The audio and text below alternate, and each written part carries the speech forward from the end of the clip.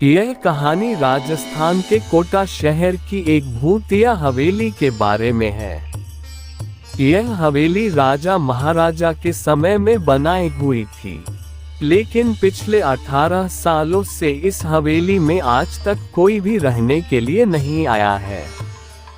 इच्छा होने पर भी इस हवेली में कोई भी नहीं रह पा रहा था, क्योंकि लोगों का कहना थी कि इस हवेली में भूत प्रेत का साया है। जब अजीत सिंह को इस हवेली के बारे में पता चला तो उसने तय किया कि वो इस रहस्य को जानकर ही रहेगा, क्यों लोग इस हवेली में नहीं रह पा रहे हैं। उसने मजबूत इच्छा शक्ति से हवेली में रहने की पूरी तैयारी कर ली। जब उसने हवेली के अंदर जाने के लिए पैर आगे बढ़ाए तो दरवाजे पे किसी अनजान व्यक्ति ने उसे रोक लिया और नजदीक जाके बोले, कौन हो आप और किधर जा रहे हो? अजीत सिंह ने जवाब देने के बजाय उसने सामने सवाल किया, जी आप कौन? मेरा नाम अर्जुन सिंह है और मैं यही पास में ही रहता हूँ। अजीत सिंह ने कहा, ओह अच्छा, मैंने सुना है कि यह एक भूतिया हवेली है और यहाँ कोई नहीं आ पाता है, इसलिए मैं इस हवेली में एक दिन रुकने का फैसला किया है। अर्जुन सिंह ने कहा, जी हाँ, आपने सही सुना है और आप भी अंदर मत जाइए, मेरी माने तो आप भी वापस लौट जाइए, यहाँ बहुत खतरा है। यह सुनकर अजीत सिंह खुश हो गया, जैसे उन्हें कोई लॉटरी लग गई हो। अर्जुन ने उसकी खुशी को देखकर बोला, आप क्यों खुश हो रहे हो? आपको तो भूत का नाम सुनकर डर लगना चाहिए। शायद आपको पता नहीं होगा कि मैं भूत प्रेत में काफी दिलचस्पी रखता हूँ। अगर इस हवेली में भूत है तो मैं अंदर जरूर जाऊंगा और सारी सच्चाई का पता भी लगाऊंगा। इतना कहकर अजीत सिंह उस हवेली में चले गए। अंदर जाके अजीत ने अपनी बैग को साइड में रखा और हवेली के चारों ओर देखने लगा। सारे रूम भी चेक कर लिए। बाद में ड्राइंग रूम में आके सोफे पर बैठ गया। उसने वहां बैठकर दारू के 2-4 पैग भी पिए। वहीं अचानक उस रूम में लाइट का एक बल्ब चालू बंद होने लगी, लेकिन अजीत ने उस पर ध्यान नहीं दिया।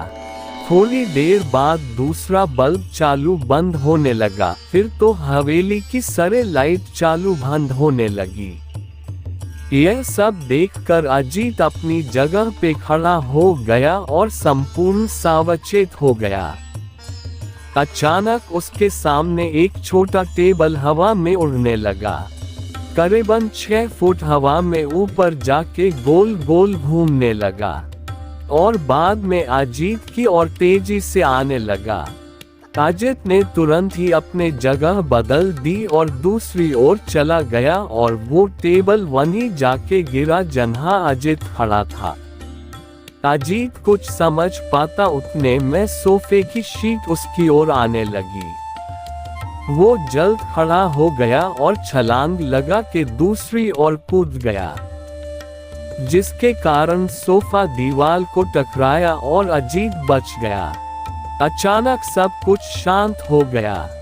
अजीत ने चारों ओर सतर्कता से देखा और बड़ी आवाज में बोला, तुम जो भी हो सामने आकर के बात करो। वहीं एक बड़ी परछाई उसके सामने आई। अजीत ने उस परछाई को देखकर बोला, कौन हो तुम और क्यों मुझे मारना चाहते हो?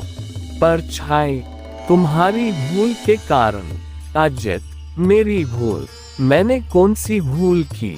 परछाई, इस हवेली में आने की भूल। मैं किसी को भी इस हवेली में खुश नहीं देख सकता।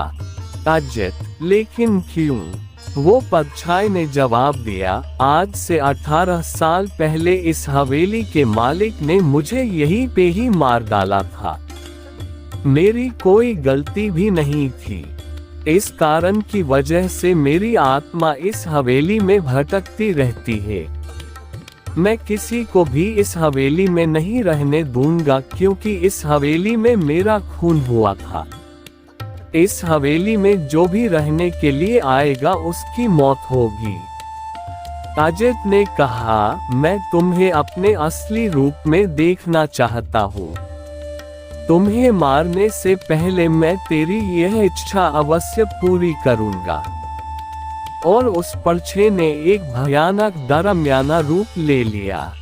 उसका चेहरा इतना भयानक था कि अजीत भी एक क्षण के लिए डर गया था, लेकिन दूसरी ही क्षण में उसने अपने आप पर काबू पा लिया। बाद में इसने अपनी जेब में से सफेद पाउडर निकाला और उस भूत के पर फेंक दिया। भूत के पर पाउडर पड़ते ही वो जलने लग गया। बड़ी बड़ी ज्वाला ही उठने लगी।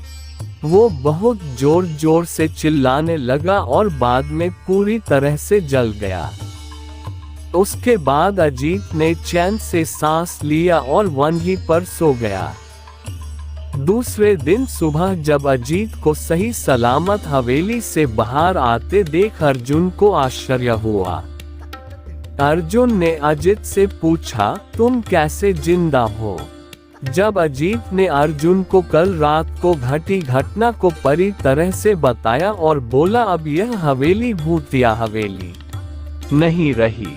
दोस्तों, आपको ये कहानी राजस्थान के कोटा की भूतिया हवेली कैसी लगी, प्लीज हमें कमेंट करके जरूर बताएं।